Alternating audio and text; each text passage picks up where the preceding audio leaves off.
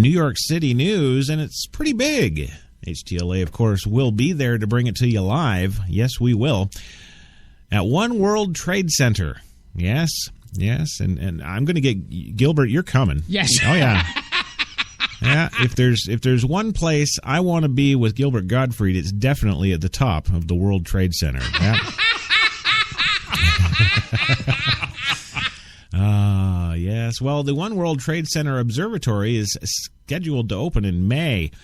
Soon, visitors will be able to travel to the very top of the tallest building in the USA in just 60 seconds. And Gilbert, you'll see the concrete again in just 40 seconds. Yeah. The observatory at the top of the One World Trade Center will open to the public officially May 29th. The observatory is on the top 3 floors of the building and is 1,250 feet in the air, a height which I think would finally do in the Gilbert. There you go. The resurrected World Trade Center opened its doors for business back in November, 13 years after the 9/11 terror attacks. The observatory is offering free admission to 9/11 family members and to the rescue and recovery workers who responded to the terror attacks on September 11th and the months after. Admission rates vary, with $32 tickets for ages 13 to 64, $26 for ages 6 to 12, and $30 for those 65 and older. The 104-story, $3.9 billion skyscraper sits on the 16-acre site where the Twin Towers once stood. More than 2,700 people died there in the 2001 attack. The panoramic views from the observatory evoke feelings of the city's signature pride, hope, and determination, according to the statement of One World Observatory. Well, to me, it exemplifies and marks the end of Gilbert Gottfried. Yeah. Power tends to corrupt. Absolute power corrupts absolute. Yeah. It does. That's what they've done. They've reached a particular point that they feel they're untouchable. Well, that's all going to end on March 29th for Gilbert. Yeah, we're taking them out. And speaking of taking them out, it is time, folks. 4:03 in the afternoon. We are done. We are out of time for coffee and cigarettes today. Still 59 degrees in the city, cloudy, and it's not a bad April 7th, so get out there and do something. Be sure to tune in tonight for yours truly with my Crash Talk rant. It's coming, 9 p.m. Eastern, of course, on HTLA Radio 1. Be sure you don't forget to miss that one. And Louie, thank you for being here. You're always great. Love having you. Didn't you read the goddamn script? I sent it to you. Oh, okay. I don't know what else I was supposed to say there, but thank you anyway. It's just life, and I love doing it. I love doing these kind of stories anyway. Well, and it's always good to have you. So there you go, Gilbert. Your days are numbered, my friend. Yes. And so until then, thank you for being on the show. Thank you for listening, and support the show for the love of God. And of course, Arnold, I kept you quiet for most of the day there, and I feel okay with that. Yes. Yeah. So all the best to your lovely wife and your wonderful children, and thank you for being here today. Absolutely. Thank you very much, and I'll be back. Yeah, you say that. Yes. Yeah. Well, and to all of you, have a great April 7th, and we'll, of course, see you here tomorrow for the Wednesday Grinder. Yeah, we'll treat that hump day with everything it deserves, bitch. Yes, and we'll check you all later. Have a great one.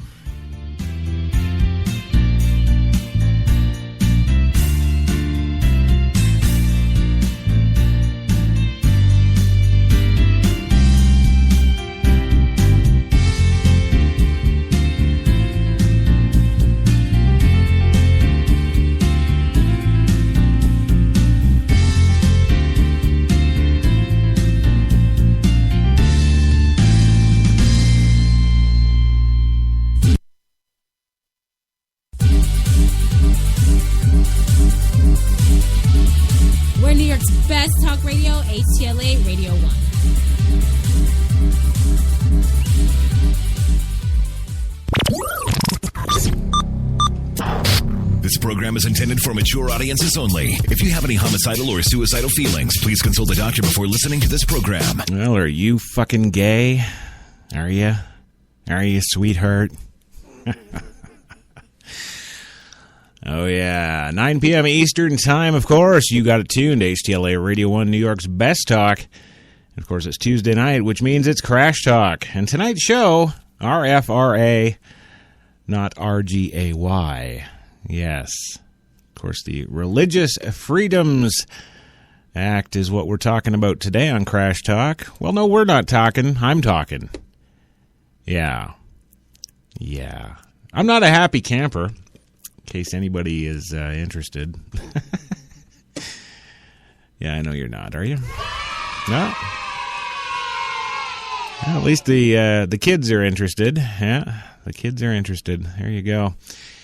Yes, of course, tonight's show, I'm tackling the big one. Tonight on Crash Talk, a pizza place that 2 days ago was likely unknown to most outside its small Indiana town became the target of internet fury. Yes, it did, after it was one of the first establishments to publicly say it would not cater a same-sex wedding. Yes, a pizza place, saying they agree with Governor Pence and the signing of the controversial Religious Freedom Restoration Act. Well, what's Crash saying? Well, it's a religious law, and in no way, in even so much as mentions LGBT or T, lesbians, gays, blacks, or even the word discrimination in any form. And under the freedom afforded Americans, yeah, just shut the hell up. HTLA Radio 1. HTLA Radio 1 in New York City proudly presents Crash Talk.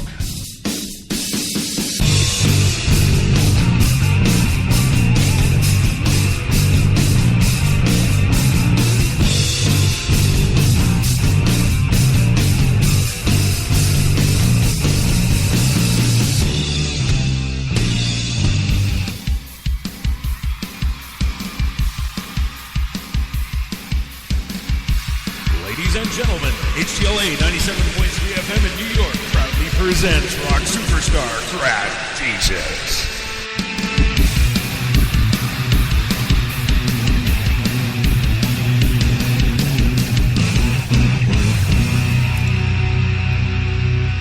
Thank you very much. Good night. Welcome to Crash Talk on HTLA Radio 1, New York's best talk. This Tuesday, April 7th, 2015. 9:03 in the city with 59 degrees in the park right now and a little overcast, but what the hell? I'm not going to complain. So, nice to see you all back here for another week edition of Crash Talk. It's always good to have you all in the house. Everybody's in the house. There you go. Oh, today, the Religious Freedom Restoration Act. Oh, how I love the... Actually, not true. And on our daily news show, well, I guess it's a news/comedy show is how it's turned out, but HTLA's Coffee and Cigarettes every day at 3 p.m. Eastern. We've no doubt covered this story as it's unfolded in the recent 2 weeks here, since good old Governor Pence made us all pensive. Well, no, he didn't make us pensive. No, to the majority out there, it was kind of a non-news story, really. The Religious Freedom Restoration Act, of course, is what I'm talking about. I think I'm going to start the show by reading to you again, because we've done it so many times in the last 2 weeks, what the actual verbiage, the actual wording within the act contains. Yes. I'm going to start there, because that's where the focus should be. And I'm going to explain and qualify that absolutely. Anywho, the Religious Freedom Restoration Act, quote, aims to prevent state and local governments from substantially burdening a person's exercise of religion, unless the government can prove it has a compelling interest and uses the least restrictive means to do so. That's it. Sum and total, top to bottom, beginning, middle, and end, right there. That's what it is. Now, I don't know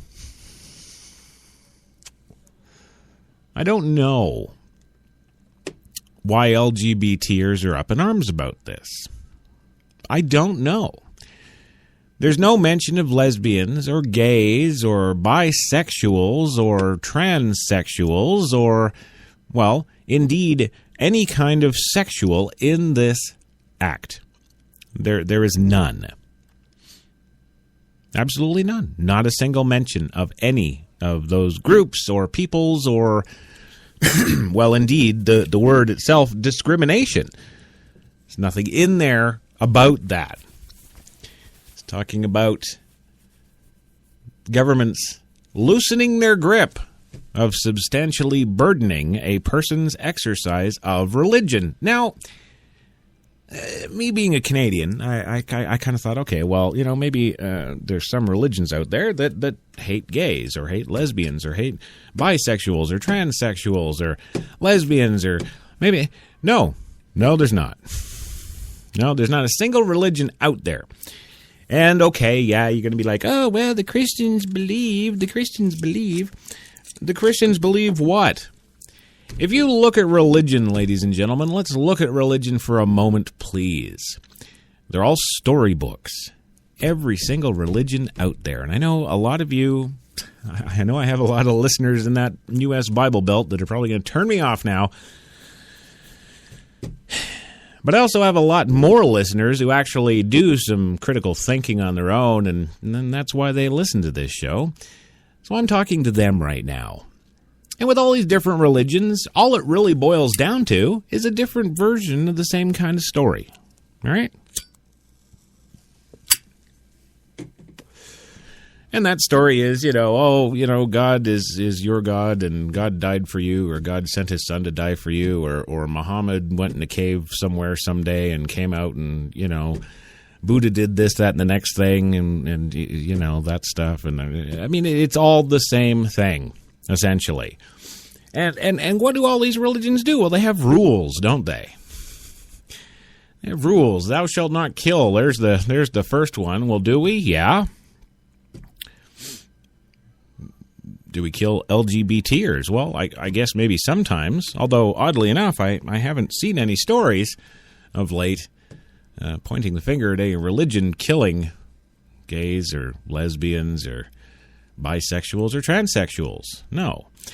And when it comes to things like that, when it's mentioned in the Bible, well, yeah, okay, you shall not lie with another man, okay, but really, I don't think that's talking about gayness. No, I don't think it is. Because the Bible, like all the other storybooks, they use a heck of a lot of metaphor, don't they? Yeah. Don't lie with another. Right. Well, culture changes over the hundreds and hundreds and hundreds and thousands of years. Culture changes. What was once acceptable in culture is no longer acceptable in culture, or vice versa. Don't forget the Romans used to have that neat Colosseum, and we used to have slaves, and we used to sacrifice slaves in the Colosseum for the games. For what? Entertainment.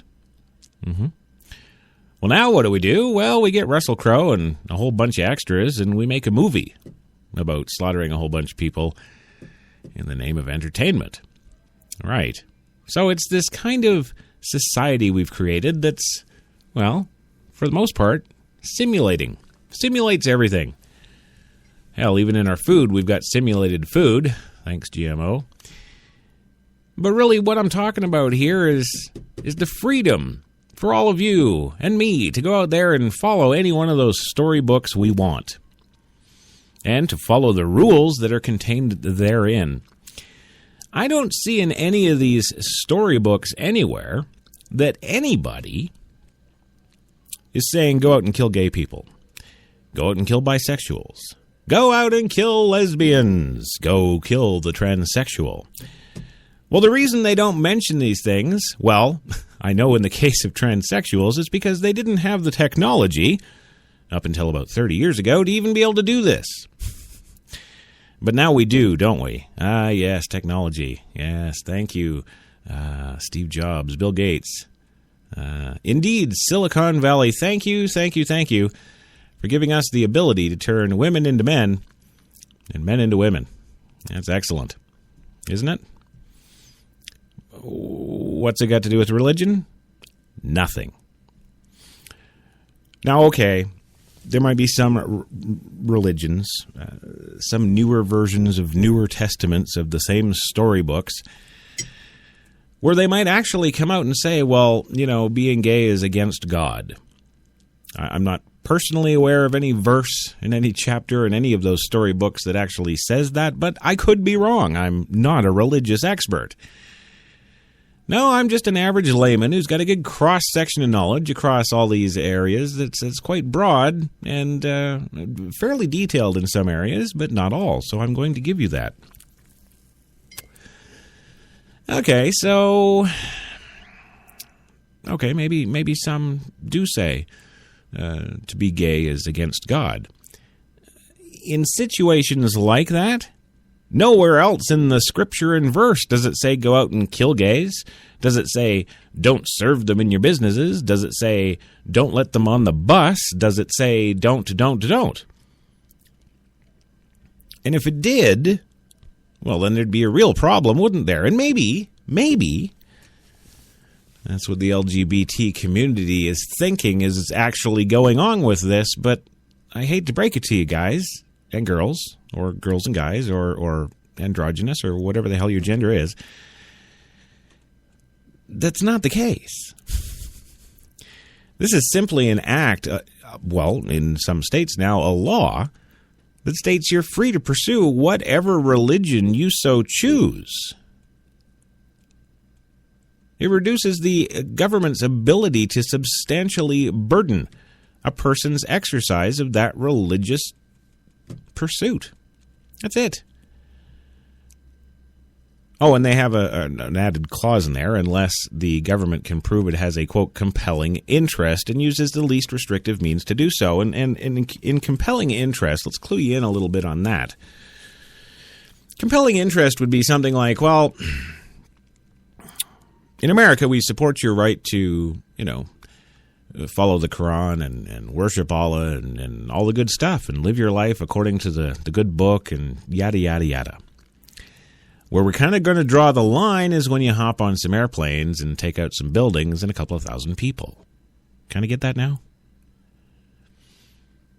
Where we kind of draw the line is strapping you and your buddy up with a couple of vests of C4 and going to a shopping mall. You see where that line is now? That would be a compelling interest. And it would so authorize the government to use the least restrictive means to do so. Now, in the cases that I just mentioned, yeah, that would include a shot to the head.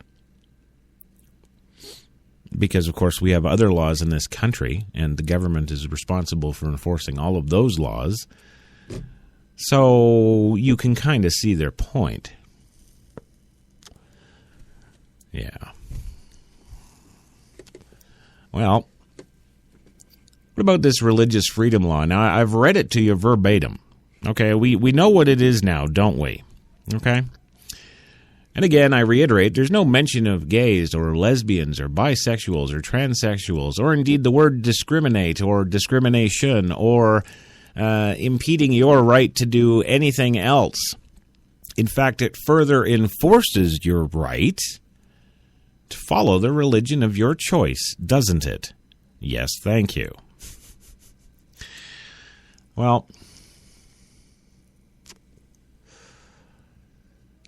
in RFRA, which is the Religious Freedom, the Religious Freedom Restoration Act, thank you.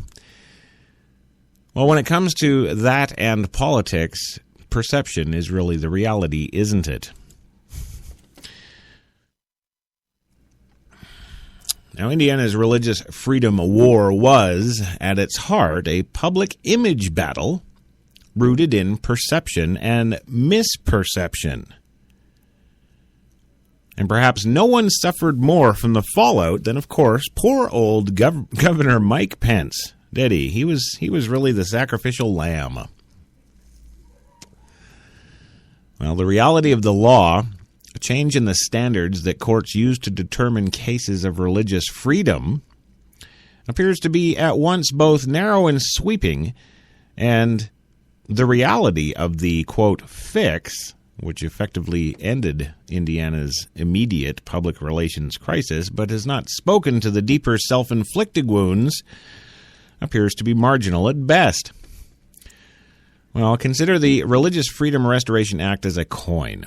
On the one side was the searing discrimination that so much of the nation saw coming from Indiana and its elected leaders. And on the other was, the religious freedom that the supporters say has been so ardently under attack with the legalization of same-sex marriages and various means across the nation. Now, what that is that's a perception and an interpretation now, isn't it? While that's on the one side of the coin, you've got those LGBTers seeing nothing but discrimination. That's all they saw in that. Why? Well, I would submit that the majority of the LGBTers don't go to church, right? It's frowned upon. It's against God and all that good stuff I mentioned earlier, right? Right. So they're pissed that they're already excluded from churches because the storybooks say so. And then this comes along, this law which enforces your right as Americans to explore your religious freedoms, and the government taking a hands-off approach. They're going to that, separation of church and state and all that good stuff by cracky. Well, this is where it's interesting now, isn't it? The legalization of same-sex marriages by various nations, or by various means, across that nation, what has that done? They should be celebrating, shouldn't they? Now, latest numbers, 38 states have legalized same-sex marriage. If we're going to be completely factual here, only 4 of those states actually voted it in. The other 33 states have just followed the federal legislation. Okay, so that means they have not actually asked the people of the state.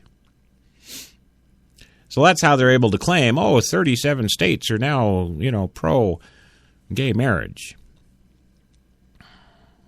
That sounds like a pretty big number, doesn't it? Yeah, that's a good thing, isn't it? They should be celebrating that, should they not? Absolutely. But are they? No.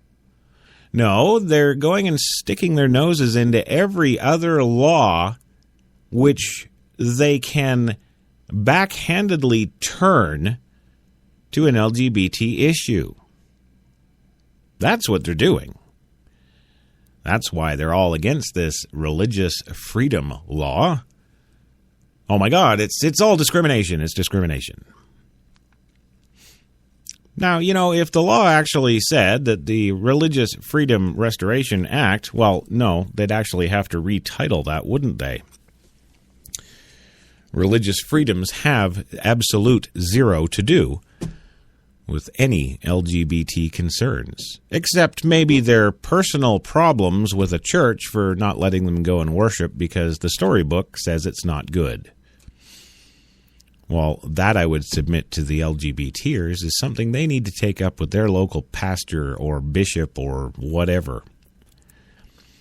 Certainly not crucify a governor of a state that's trying to do good by his people. And he's not the only state. No, he's not.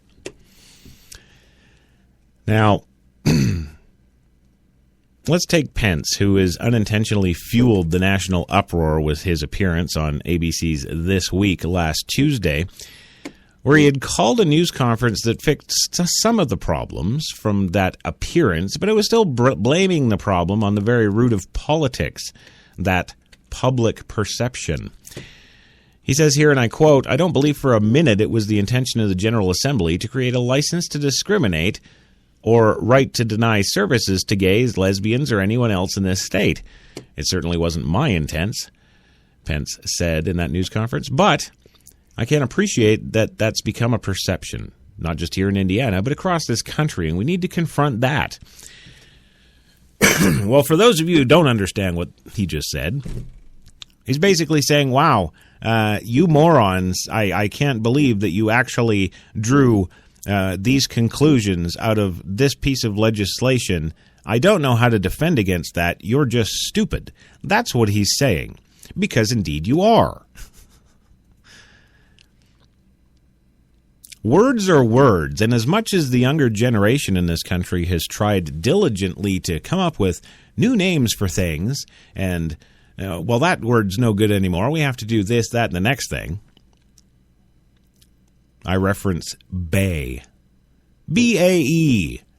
Oh, yes, that's your, well, is that your best friend forever? Is that your BFF? No, that's your lover. Well, why do you got to call your lover bae? What the hell does that even mean? Well, go look it up on Wikipedia, because some 12-year-old has written a nice description there of what the word actually means. Are we going to incorporate it into the actual English language? No. But do people use it by and large? Yes. Why? Public opinion. See how smart public opinion can be? That good old public perception? Well, as a congressman, Pence built up the perception that he was a crusading religious conservative ready to shut down the federal government and end funding for abortions. Does that have anything to do with the LGBT community? No, they can't reproduce. But by the time he returned to Indiana to run for governor, all talk had turned to building of the legacy of the highly popular and socially more moderate Mitch Daniels. Pence's good to great message was built on a high-gloss, high-dollar, tightly controlled mass media campaign to paint Pence as an average Hoosier and business conservative ready to carry on the Daniels legacy. The culture warrior was shelved throughout the campaign and largely throughout Pence's first 2 years in office. But Pence returned to those religious conservative roots for the first time this year, at least in any major public manner, and the perception that he was a business-minded Republican in the mold of his predecessor were dashed.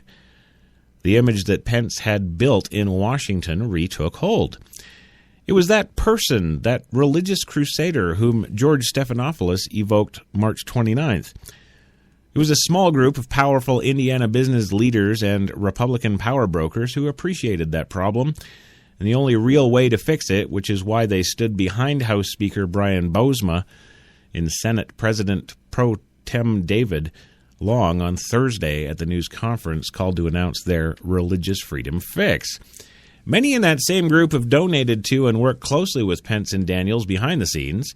They decided correctly that Pence's perception problem was both theirs and the state's. Working with Bosma and Long, they presented a revision that had all the proper spin of a national campaign and worked hard to make that sale.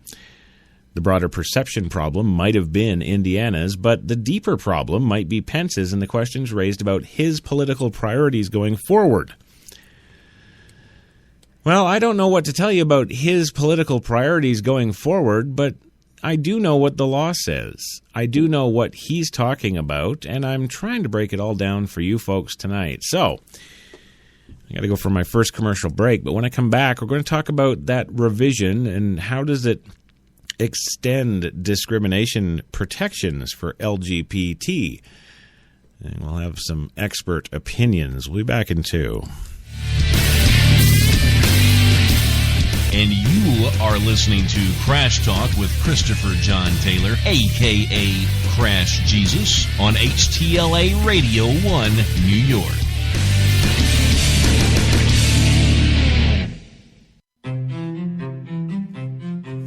What if there was a coffee that was sourced from some of the world's most renowned growing regions? abundant with rich, fertile soil? What if this coffee was picked at the perfect moment, then packed meticulously and shipped carefully to be roasted under the watchful eye of coffee masters? What if it was expertly blended, ground, and sealed, ensuring maximum flavor and freshness, then brewed in small batches and always served fresh within 20 minutes, just the way you like it? Now, what if this coffee just happened to be the coffee you already know and love? Tim Hortons, always fresh, always great tasting coffee. The hot new accessory, brows that wow. New from Maybelline, New York, it's Brow Drama, our first sculpting ball brush with tinted gel. Just sweep, then sculpt for bolder, sculpted brows. New Brow Drama. Get the look at Maybelline.com. Maybe it's Maybelline. Some said the U.S. has lost its innovative power. We said America is lighting the way as the innovation nation.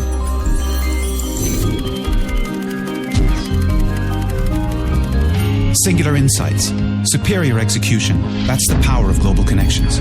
Bank of America Merrill Lynch. Voted top global research firm 2011, 12, and 13. You walked into the hotel as a 5. But when she saw the room, you turned into a weird 7. When she saw the rooftop pool, you went to 11. You two should probably get a room. Oh, that's right. You already did. At Planet Earth's #1 accommodation site, Booking.com. Booking.yeah.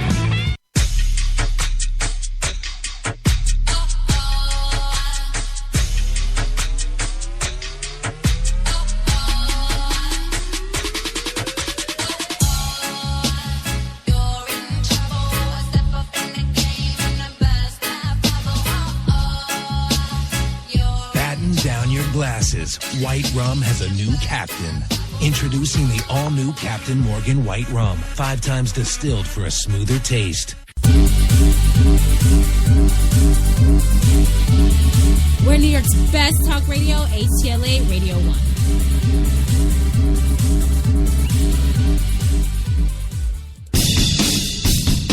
Oh, yes, we are, and yes, you are.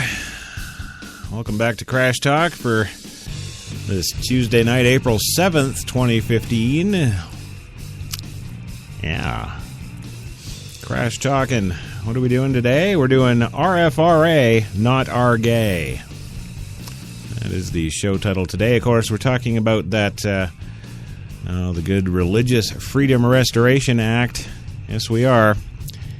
And how terrible and Nazi-like it is, you know, stopping all those LGBTers from going to the store or buying a pizza or some such crap. It's not what it is, dumbasses. It's not what it is.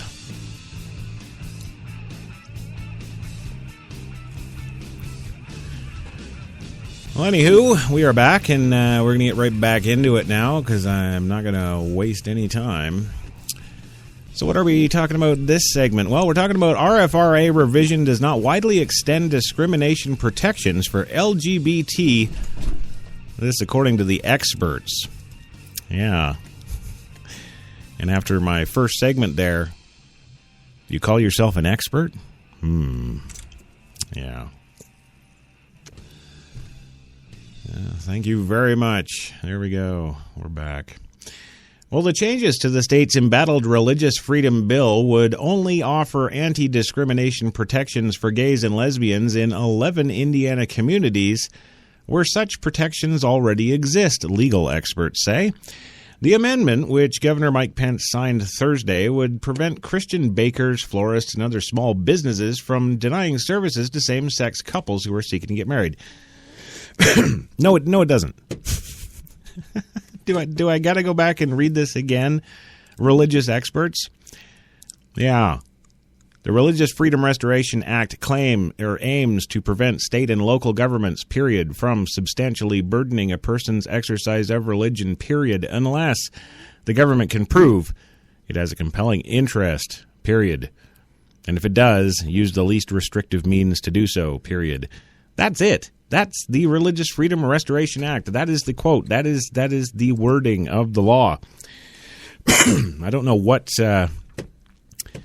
legal experts you're buying over there at USA Today, but you might want to go back and buy some more, because that's not what it is.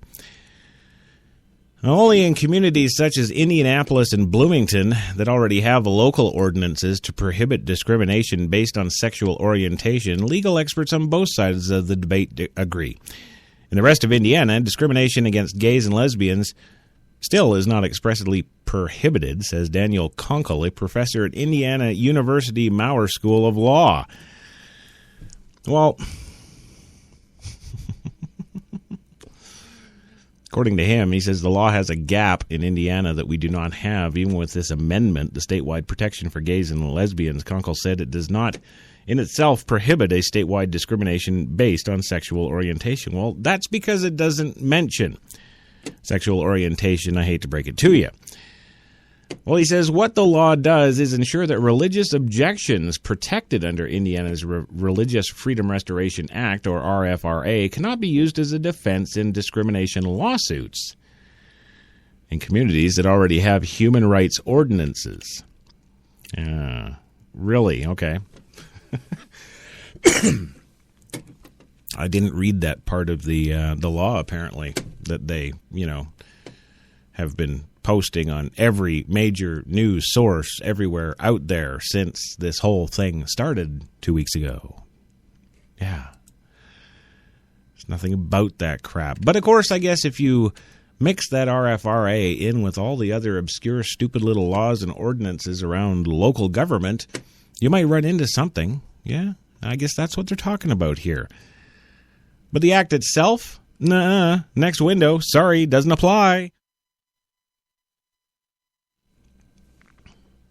No, it just doesn't. Sorry. It doesn't. Well, so they wanted changes. So they went and did some changes. All the fix did was eliminate a provision in the original law that would have overridden local anti-discrimination ordinances that included protections based on sexual orientation and gender identity. Sexual orientation and gender identity, when I last looked, are not religion. The status quo means that the rest of the state, while discrimination against gays and lesbians is not expressly prohibited because they are not covered by statewide civil rights protections. Well, here's the thing that I've never, ever understood. Gay marriage aside, okay, every single person that this has anything to do with is an American. Am I correct in that? Yes. Okay. Well, if you're an American, you already enjoy civil rights protections. You enjoy many rights and freedoms that's given to every single American out there. You're an American. What the hell is in your pants? Notwithstanding. What you do with said things in your pants, notwithstanding. You're protected with the same rights and freedoms as everybody in this country. Why are you so damn special that because you choose to, well, if you choose to have sex with the same sex as you are, if you choose to change your sex, if you choose to enjoy both sexes, if you choose to have your sex cut off or cut out and put on the other one, you want the old G.I. Joe Velcro swap, how the hell does that infringe any of your rights as an American? It does not. But, they've always wanted special treatment. Well, we're LGBT. We are different. We're separatist. Yeah, they're not just Americans. Oh, no, they're better. Yes, that's why they get afforded these special rights. Well, I would like to know how they're better. How are they better? How do they get any more rights than, say, oh, let's pick a joyous group, the Westboro Baptist Church? How about those fuckers? They got rights. We can't shut them down. They've got freedom of speech. They got freedom of expression. They can fucking picket that soldier's fucking funeral, the guy who just gave his life for the country and to protect your freedoms. Well, Westboro Baptist Church, they can go and picket that and say all sorts of heinous shit, and that's okay, right? Because they're special. Well, I would submit that the LGBTers have made themselves special too. They've worked long and hard to get special rights. Yes, special rights that sets them apart from every other American. Because they're LGBT, damn it. And here's the other thing I don't understand. I don't get this. This whole gay marriage thing. You got two guys, or you got two girls. Because as we all know, well, anybody over 13 knows, that there's only two genders, not 59, like Facebook would have you believe. There's two. And if you're gay, you like the same one you are. If you're lesbian, you still like the same one you are. You're just, that's what they call girl gays. Because I guess gay is masculine and lesbian is not, or something. I don't know. Well, again, it's that separatist thing, isn't it? Well, we're not gay, we're lesbian. Okay, because you have boobs, you're a lesbian? Is that the difference? Is that what sets you apart from the gays? Well, yes, it is.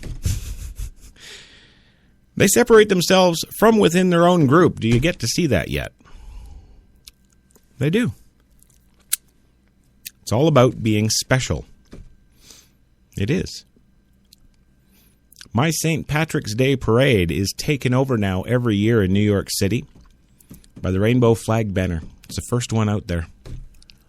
That starts off my goddamn St. Patrick's Day parade. Why? Because they're special, they're separate, and you got to goddamn pay attention. If you don't, you're in a world of fucking hurt. Now let's talk about what this does to business. Now, many of you probably forgot, because you're drooling morons, and that's okay. You probably forgot last May, there was a man, Ted Chambers, in Colorado, had himself a bakery. Well, 3 blocks down the same road is another bakery, run by a woman named Nancy. Well, he's the one who got the wrath of God unleashed upon him, isn't he? Do you remember? The very first gay couple who was refused a wedding cake. Do you remember that story last May? Huh? Do you? Come on. Mm-hmm. He told them, and I quote, "One of the questions you ask is, when is your big day?" And they said it was July 16th. And he looked in his book and he said, "I am sorry, I'm a small shop, and I've already got 2 wedding deliveries that day. I don't have the staff. I couldn't possibly do it on this short notice," because it was only like a month notice kind of thing, a month and a week. He pulls out a business card to the other bakery, 3 blocks down the road. He says, "Here, and this is Nancy. Go down and talk to her. I think she might be able to help you out." Sent them on their way. Did they go down and see Nancy? No, the fuckers didn't.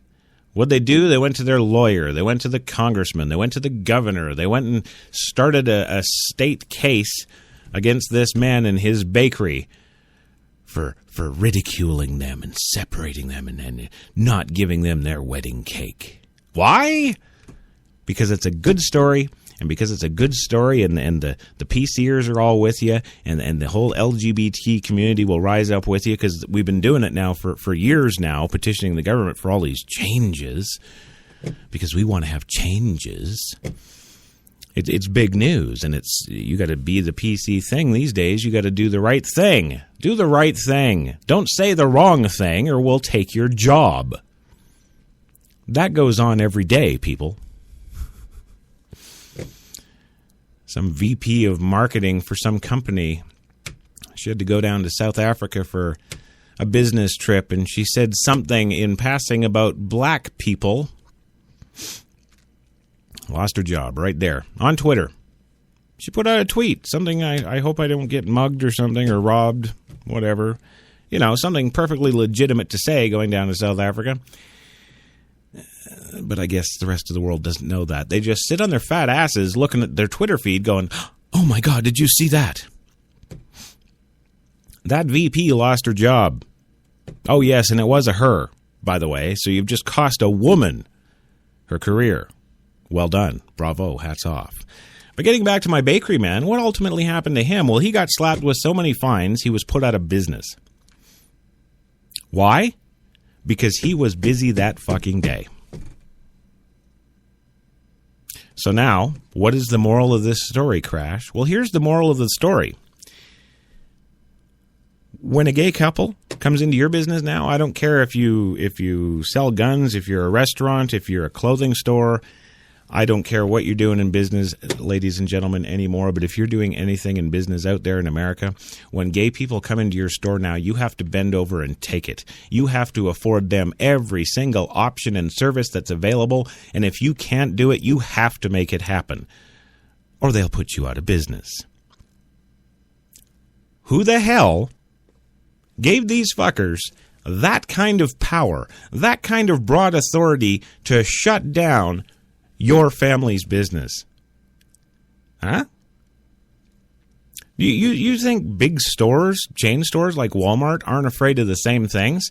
Of course they are. That's why they put millions and millions of dollars every year into their legal war chests. Because they know it's coming. The difference between Bob the Baker in Colorado and Walmart, of course, is that they have the money to keep paying out and keep on going. They can handle that cost of doing business. Mainstream America businesses, mom and pop family-owned businesses, maybe your home-based business, you can't. And you'll die. And that'll kill small business all over the country because the gay people just won't have it any other way. Now we're going to go for another commercial break, but when we come back, we're going to talk about threats and terrorism, because that's what this is getting into. And of course, I'm talking about the story today about the threats tied to the RFRA Prompt Indiana pizzeria to close its doors permanently. Threats. Yeah, not even kidding. We'll be back in 2. And you are listening to Crash Talk with Christopher John Taylor, a.k.a. Crash Jesus, on HTLA Radio 1, New York.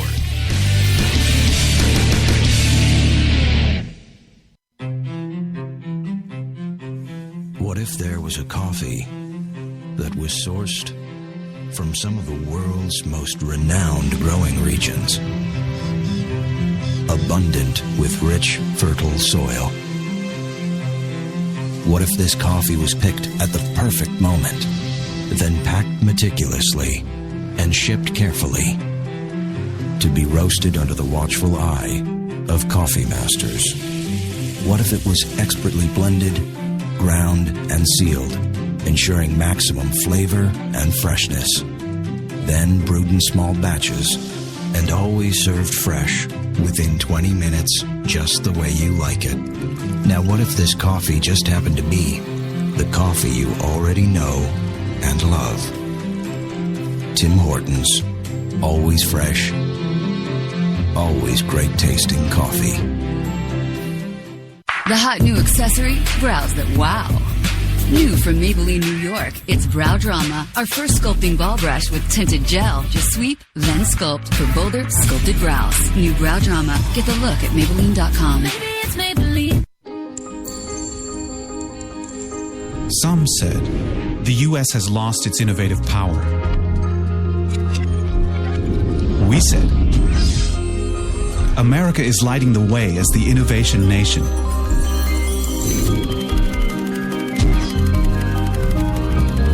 Singular insights.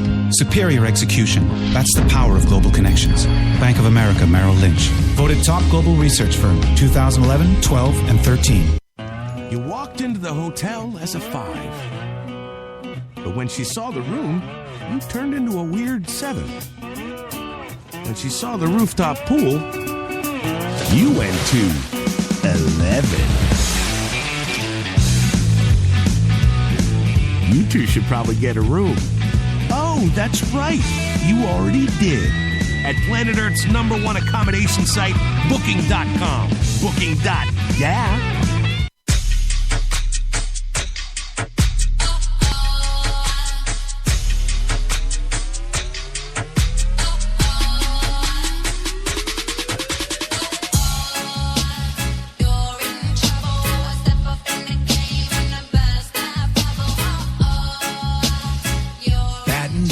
Glasses. White Rum has a new captain. Introducing the all-new Captain Morgan White Rum. 5 times distilled for a smoother taste. We're New York's best talk radio, HTLA Radio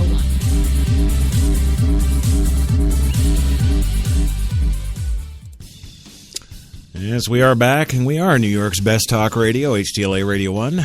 Yes, we are. Tuesday, April 7th, 2015, 59 degrees still in Central Park. It's cloudy, but it's 59, so I'm okay with that. That's a good thing. That's what that is. Anywho, welcome back to the show. Of course, you're listening to Crash Talk on Tuesday night, of course. That's what we do here on Tuesday night. And, of course, tonight's episode, RFRA, not RGAY, is the title of the show today. And we've been talking about religion. Yes, all the various different storybooks out there that makes up the sum and total of religion, and how religion looks upon homosexuality and all that good stuff, and the abomination. No, not Obama Nation. No, the abomination that is transgenders. Now that we have the technology to make them bionically superior. Yes, that's it. I don't know. I'm just guessing. Just guessing. And really, a lot of this stuff leaves one guessing because, again, I got to go back to the language of the act. I really do. Let's start off with the title of it. It's the Religious Freedom Restoration Act. It is not the LGBT Freedom Defamation Act. See, those are different words I used there. Did you see that? They kind of rhymed, but completely different meanings. Well, the Religious Freedom Restoration Act is being treated as though it says it's the LGBT Freedom Decimation Act. That's what it's being treated as. Quote, it aims to prevent state and local governments from, quote, substantially burdening a person's exercise of religion unless the government can prove it has a compelling interest and uses the least restrictive means to do so. And, of course, again, earlier in the first segment, I qualified all that, didn't I? There's nowhere in the Quran that says strap a bomb vest to you and go out into a shopping mall. But there's Muslims out there that do it.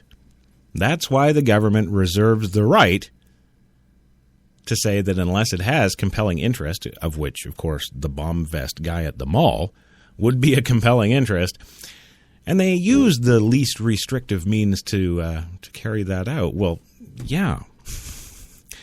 That's what that means. There's no mention of LGBT, gays, lesbians, transgenders, bisexuals, black people. It's got nothing to do with any of that. It's purely religious freedom. And your right and my right as Americans to go out and pursue whatever the hell religion we want. That's right. Whichever storybook we think's the coolest, that's the one you're allowed to go with.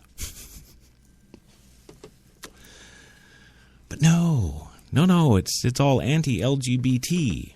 Yes, because in some obscure corner of the earth somewhere, this law, when applied to that law and mixed up with a fifth of Jack Daniels, could actually result in some kind of discrimination against LGBT. Well, you can go to any bar in the country. I'm sure there's somebody tanked enough there that's going to have an issue, right? And then in the second segment, what did we talk about, gang? We talked about perception, didn't we? Mm-hmm. What the public perceives, what the PCers perceive, what the LGBTers indeed perceive, and why they're so upset. And indeed, what the rest of the normal human race out there, the guys who are just regular everyday Americans with the same rights and freedoms as every other everyday American, not out there going and seeking to bring down the Supreme Court over their special little group, because it's got to be a special little group. I know so because they were right at the front of my St. Patrick's Day parade in New York City with their rainbow banner. What's that got to do with St. Patrick's Day, you might ask? Not a fucking thing. Absolutely not.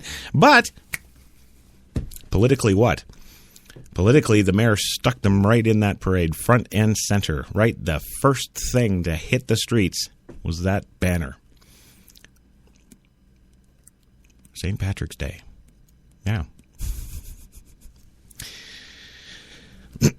Well, now we're going to turn away from looking at it from the religious. We're going to turn away from looking at it from the LGBT perspective. We're going to look at it for a moment from a terrorism perspective. Yeah. Threats tied to the RFRA have prompted an Indiana pizzeria to close its doors. Now you may say, hey, Crash, dude, calm down. It's just a little pizza joint, a little hole in the wall. But as we all know, if they close their doors because of some details I'm about to reveal to you, businesses all over the country could be closing tomorrow for the same thing. Let me clue you in. There's a pizza place that 2 days ago was completely unknown to most people outside the small Indiana town. And almost overnight, well, no, it exactly was overnight, that pizzeria became the target of internet fury after it was one of the first establishments to publicly say that it wouldn't cater a same-sex wedding. Nothing to do with the RFRA. No, they just came out and said that they wouldn't cater a same-sex wedding. They're a pizzeria. That's kind of like a dentist saying, I'm not going to cater a same-sex wedding. It kind of doesn't apply because pizzerias don't generally cater same-sex or any sex weddings. They're a pizzeria. Well, the restaurant in a 2,200-person town of Walkerton, which is about 20 miles, give or take, southwest of South Bend, was one of the first businesses to publicly say it would do what opponents of the religious freedom law feared would happen. The owner of Memories Pizza, in an interview with South Bend television station, said that they would refuse to cater a wedding for a gay or lesbian couple due to religious reasons. Oh. Okay, Crash is cluing in now. So they're taking that religious freedom now, and they're, heaven forbid, they're exercising it, aren't they? It's no different than you or I would do, is it? Well, if I was religious, of course. I think they're all a bunch of storybooks, and I told you so in the first segment. But it's all right? Uh-oh, wait a minute. Well, not if it's not PC, not if it's not acceptable, not if it's offensive. Well, after being thrust into political and cultural firestorms that gripped Indiana, the business shut its doors. Police had to step up patrols around the shop. Never mind that it is unlikely that anyone would ask a small pizza place to cater a wedding, but the backlash that concentrated on the pizzeria revealed the deep emotional impact felt by those on both sides of the legislation. Or at least that's what USA Today would want you to believe with their little story here. Now, the Walkerton Police Department pleaded with residents to follow the law in a statement released Wednesday after social media commenter threatened to burn down the restaurant. Another threatened to kill its owners. And still more on Twitter threatened ramifications to that person, that business owner's family. Well, The Walkerton Police Department is committed to extending professional police services to all in need, regardless of said person's sexual, religious, or political views. The department said in a statement, "We ask that all frustrations and rebuttals with Memories Pizza recent media statements remain within the law." In other words, it doesn't matter if you're an unarmed black man, white man, yellow, green, or purple man. You go breaking the law. We're going to come down on you nice and tasty. Police said they've asked the St. Joseph County prosecutor to review the case of a local woman who commented on Twitter, quote, "Who's going to Walkerton with me to burn down Memories Pizza?" End quote. My, that's an awfully Frankenstein thing to say, isn't it? Yes, kind of. Or worse. The alleged poster of the tweet, who is a coach at an Elkhart County high school, was suspended the very next day in light of the investigation. Other comments surged forward, too, as the business's Yelp and Facebook page amassed hundreds of reviews in just 2 days, most of them negative, saying they believed the business is discriminatory. Folks, it's a pizzeria. You're supposed to be discriminatory. You're supposed to go there, eat some pizza, say, "Hey, this is damn good," or "Jesus Christ, you call yourself Italian? What the hell is this shit?" The business isn't discriminatory. You're supposed to be, damn it. Oh, but wait, I guess you are. Well, the Yelp listing now notes that the restaurant is closed, as does the Facebook page. The Indianapolis Star could not reach Crystal or Kevin O'Connor, the owners of the pizza place. The phone number rings to a busy signal with packed voicemail. Not all reception was negative, though. Someone created a GoFundMe account for the restaurant, saying that it hopes to raise money to recoup the profit losses the owners are experiencing. The page, as of 2 days ago, raised more than $425,000, and I'm happy to report today that it is now totaled up to $842,387. And I'm saying this because that should tell you something, America. Right there. You got your few bad apples. You got your few activists. You got your few mouthpieces out there crying wolf at the LGBTers' plight. Oh, poor us, poor us. We can't get married. Well, you know what? I can get married. I have been twice now, with the second one. What I think about marriage? I'll tell you what I think about marriage. And I've said this to my wife's face. And she doesn't like it, but it's a fact, and it's truth. And, well, you know me, I like spewing the truth. And the truth is, you can get married without the government's okay. You can. Just ask the LGBTers. They've been doing it for decades. Yes. 1974 was the first gay wedding I attended. A couple of friends of mine decided they loved each other so much they were getting married, and would I come? And you know what? Crash was there. You betcha. You know what else? They're not married anymore. But that's okay. There was no gnarly, horrible divorce. There was no separation of assets or any of that shit, because that wedding that I went to in 1974, well, it didn't get a marriage license. No. You couldn't have gay marriage back in 74. What are you kidding? We're talking pre-Starsky and Hutch days.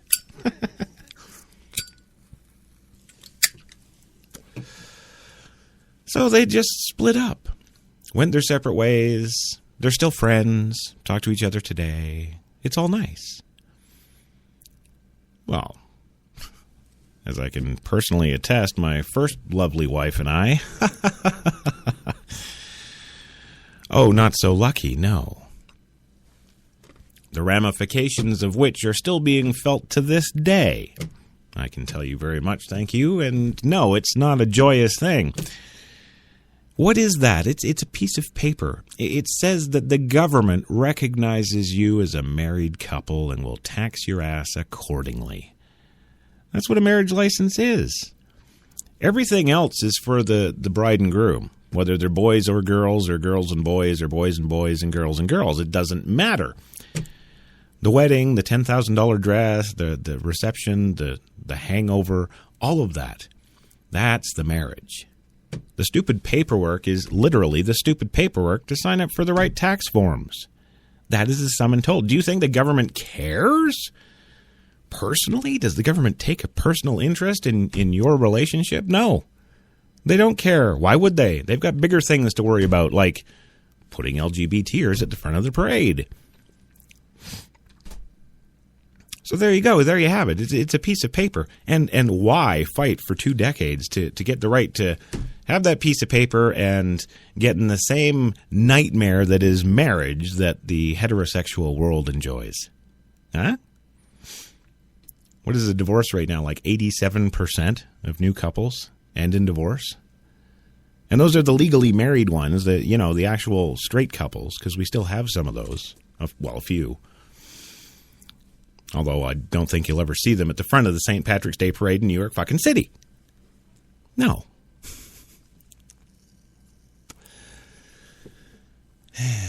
Well, I think generating almost $1 million US for this small pizzeria that underwent these threats and had to shut its doors, simply for siding with the current laws of the state, that's kind of a scary thing. I don't care if it's LGBT or anything else. It's irrelevant. It's a company going out and saying we side with the laws of the state, and that's what they get. Tell me there's not a bigger problem? Oh, there's a bigger problem. Yes, there is. VP of Marketing loses her job at the corporation. A woman. Yes, you PCers, you failed here. A woman lost a corporate VP job because she said something that some fat idiot somewhere on Twitter didn't like. That's the sum and total. Somebody got offended at the use of words, and that woman's career is over. Because do you think she'll get hired at another corporation? No. Won't happen. It was international news. Of course it's not going to happen. Let me tell you about those crowdfunders. $842,000. And the thing's still open. Oh, yeah, you go to GoFundMe there and look up that pizzeria. Yes, Memories Pizza. You'll get right to it. People are donating to this because they feel sorry for these people. This husband and wife team who have a pizzeria, a small business, a young family, and are living the American dream. To get shut down because you state that you're with the state you're living in and their laws, I'm surprised they didn't get Molotov cocktails through the front window. But you know what? That is coming. Oh, yes. Because with every glorification that we as a society do in this country, i.e. LGBT, what are you doing? You're separating them. They're better. They have special laws. They're not just Americans. They're LGBT Americans. It puts them on a higher level. That's the message being sent. And the PCers, yes, those politically correct out there, go to further support that. And what do you do when you separate a society but keep them penned up in the same room? Yeah. It's no wonder police forces all over this country are getting armored vehicles. I would too. But let's stay on track here. And when I say on track, I mean on track. I'm going to go for another commercial break, but when we come back, I'm going to tell you about the threats coming from the sports world. Yeah. Yes. The NBA, the NFL, the NAACP. Oh, no, they're not a sports team. Cut me some slack. I'm not into sports. But hey, gay athletes are all coming out now, aren't they? Yes, everybody's favorite NFL football teams out there, they're finding that their quarterbacks are gay and questioning their own manhood as fans of the NFL, aren't they? Well, don't worry, they are. Well, the sports world has actually given notice. Yes, they have. They said, quote, "The sports world is watching." There you go. We'll be back in 2 minutes. And you are listening to Crash Talk with Christopher John Taylor, a.k.a. Crash Jesus, on HTLA Radio 1, New York.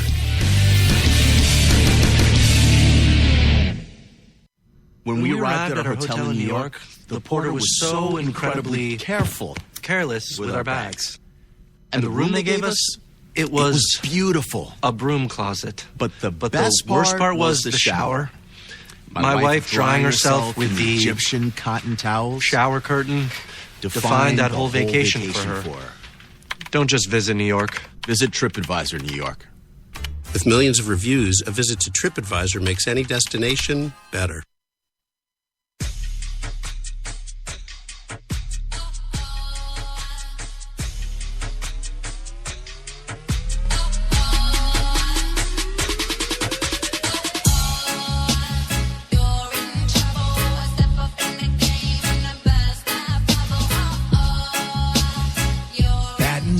Glasses. White Rum has a new captain. Introducing the all-new Captain Morgan White Rum. 5 times distilled for a smoother taste. We're New York's best talk radio, HTLA Radio 1.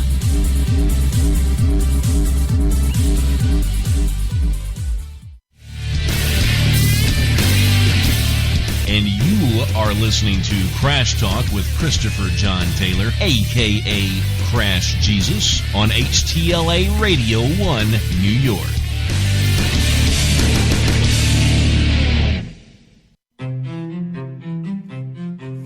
What if there was a coffee that was sourced from some of the world's most renowned growing regions, abundant with rich, fertile soil? What if this coffee was picked at the perfect moment, then packed meticulously and shipped carefully to be roasted under the watchful eye of coffee masters? What if it was expertly blended, ground, and sealed, ensuring maximum flavor and freshness, then brewed in small batches and always served fresh within 20 minutes, just the way you like it? Now, what if this coffee just happened to be the coffee you already know and love? Tim Hortons. Always fresh, always great tasting coffee.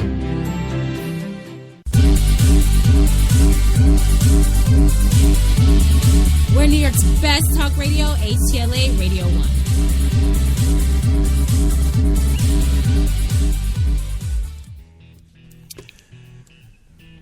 Yeah, we are back, of course. We are. Tuesday night Crash Talking. Your host, Chris Crash Jesus Taylor, in the Studio 2 with you tonight here in Manhattan. 59 degrees still in Central Park.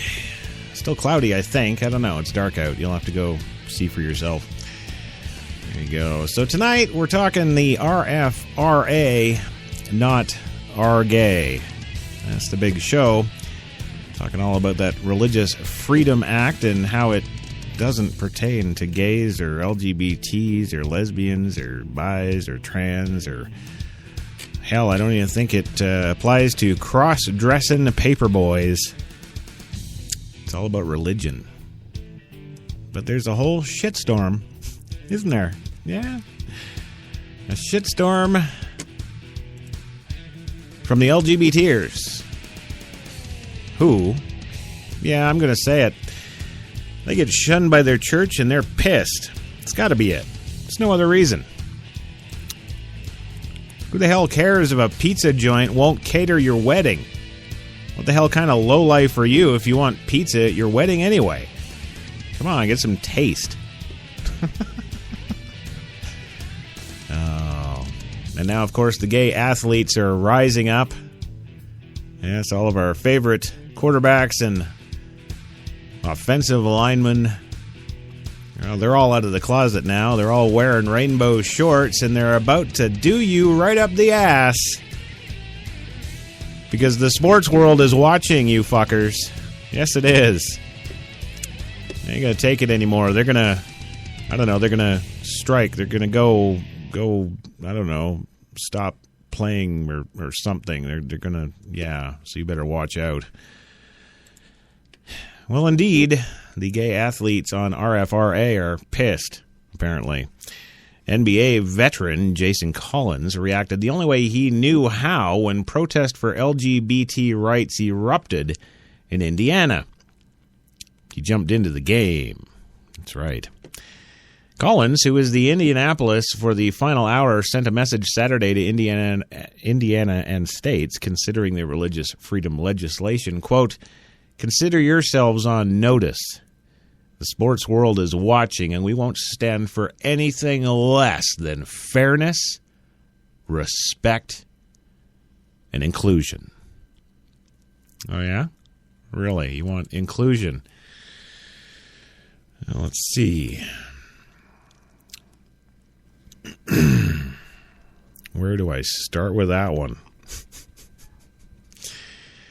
Well, let's start with fairness. You won't accept anything less than fairness. Okay, wise ass. You're an NBA basketball player, right? Yeah, okay, so you play basketball for a living. So somebody comes in and tells you that you're not going to play basketball at a straight wedding, so we're going to shut you down and pull your contract.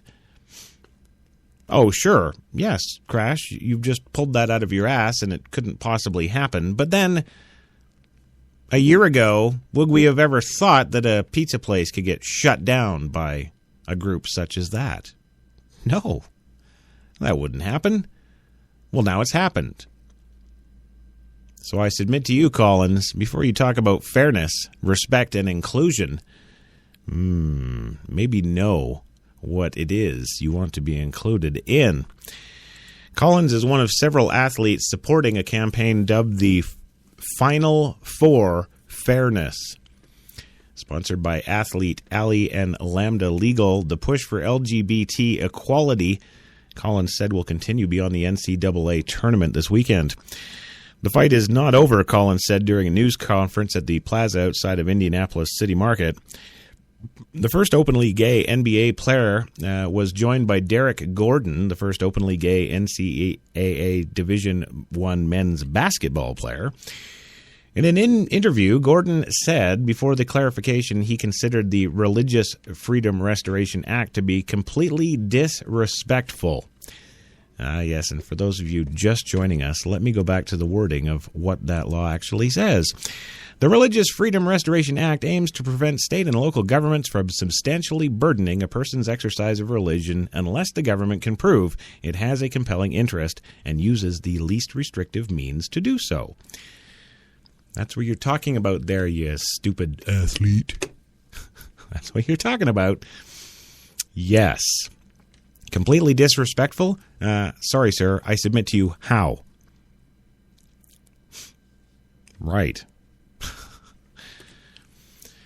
It was mind-blowing, Gordon said, a former guard for the University of Massachusetts. It's 2015, for God's sake. Time is moving. Things are changing. Well, like Gordon and Collins, LGBT advocates throughout Indianapolis found ways Saturday to show their support for gays' rights and inclusion. MoveOn.org Civic Action flew a plane over downtown Indianapolis on Saturday afternoon.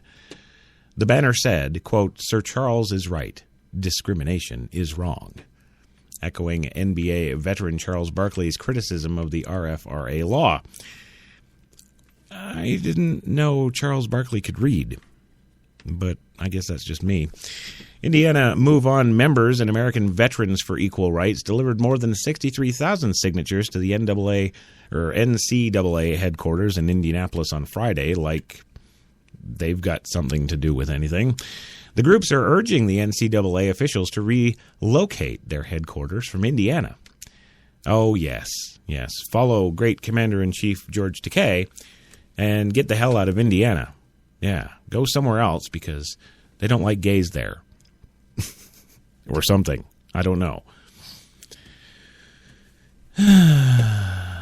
While the amended version protects some groups from discrimination stemming from this particular law, it's not enough.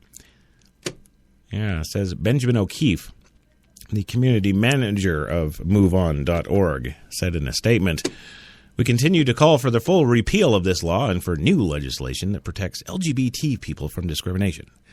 Well, sir, I would submit to you that would be a completely different law, and it would probably have the letters LGBT in it. because that would be a law that would then pertain to them, where this one does not. Well, meanwhile, some elected officials, including openly gay Indianapolis City County Council member Zach Adamson, are trying to change the perception of the state. Their message, Indianapolis welcomes all. There you go. Right from a gay city council member. Idiots. What do you say about that? They're idiots. Well, there's an interesting, I don't know, I guess it's a op-ed or something here.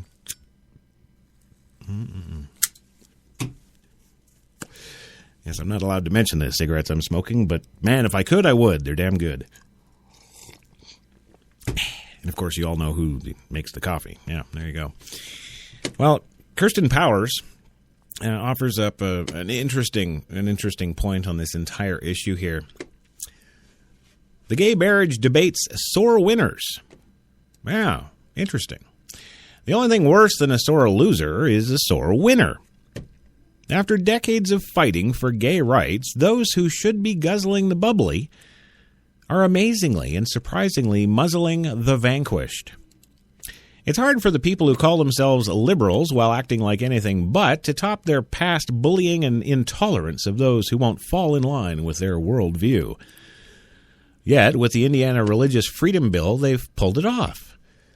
After Memory's Pizza owner Crystal O'Connor told an Indiana reporter that she would not cater a gay wedding because it would conflict with her religious beliefs, the world exploded. Just boom. Yeah, this is gone.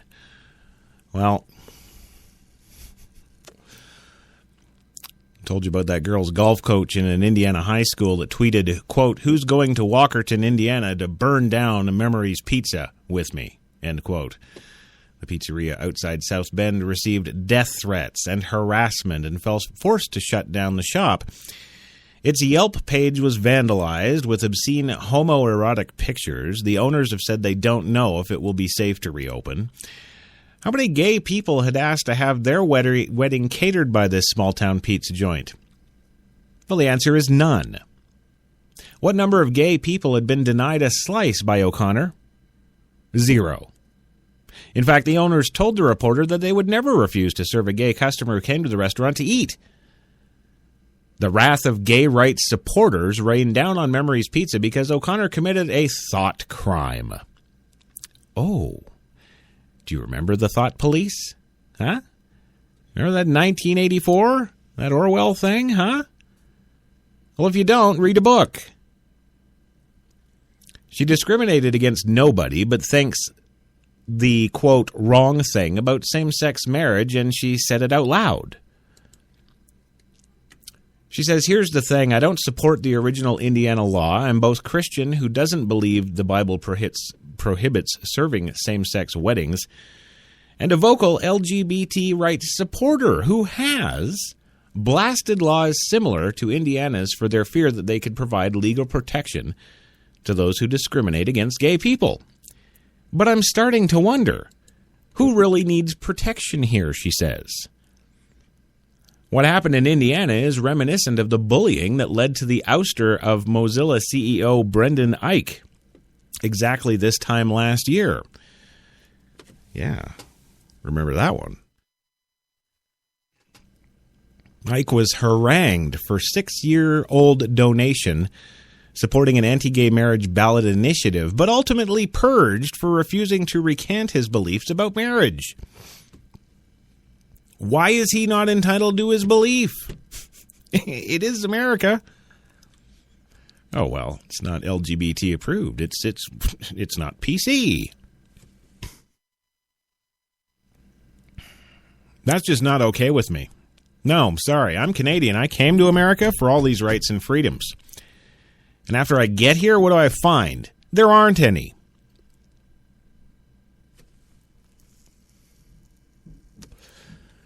She goes on here. Last week, Hampton Caitlin, a computer programmer and gay rights advocate, started taunting Eich on Twitter. Caitlin tweeted, quote, "Couple of weeks since I'd gotten some sort of Brendan Eich-related hate mail. How's things going over there on your side, Brendan?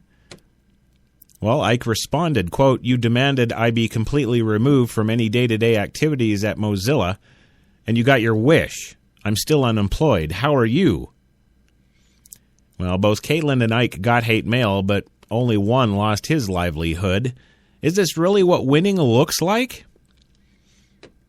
It's a very good question. I'm really staggered, shocked, appalled, all the rest of it. I don't know how the hell these people sleep with themselves at night. Never mind. I'll digress from that because, yeah.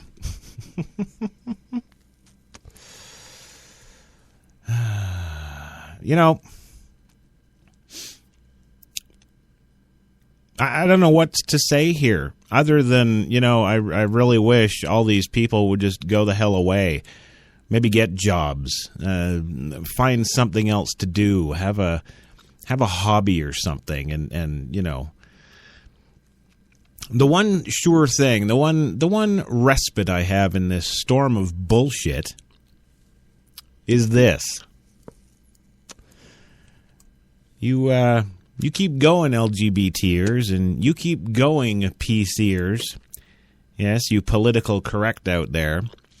I'll keep sitting in my radio station, smoking my cigarettes and drinking my coffee. And remember this. There's a pendulum. Yes, there's a pendulum. It exists in every society. And no matter how far left or how far right the pendulum swings, because the pendulum is constantly swinging, you keep pushing hard. You keep costing people their livelihoods, their jobs, their futures. You keep costing my St. Patrick's Day, about not celebrating St. Patrick at all, but celebrating other things. You keep doing that, and you keep pushing, and you get gay marriage in every state in the Great Union, and then go out in the world and go out and push your shit on every other country out there. Go ahead and do that. I hope you're successful. Because when it comes back to that pendulum, the pendulum only goes so far one way. And what does the pendulum always do? What does it always do? Well, it always swings back. And the harder one way you push it, and the higher and farther it goes left, so too will it ultimately return and go right. There you go. Well, that's all the time I've got for this joy of a subject tonight. Hope you enjoyed it. Again, if you've got any comments, questions, concerns, you can certainly fire off email to producer at 8.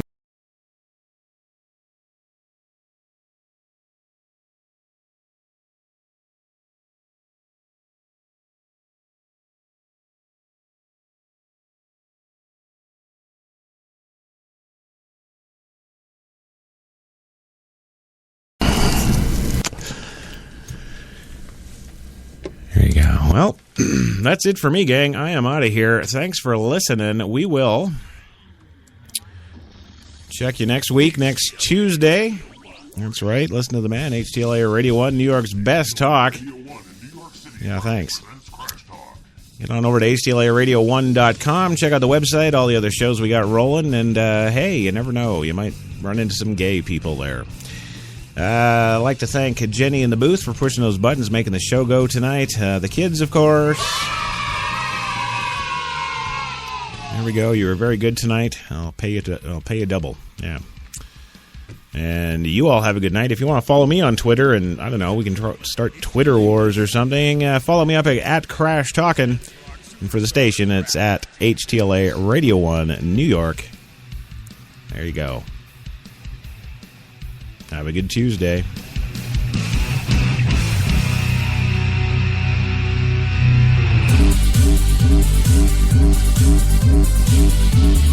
We're New York York's best talk radio, HTLA Radio 1.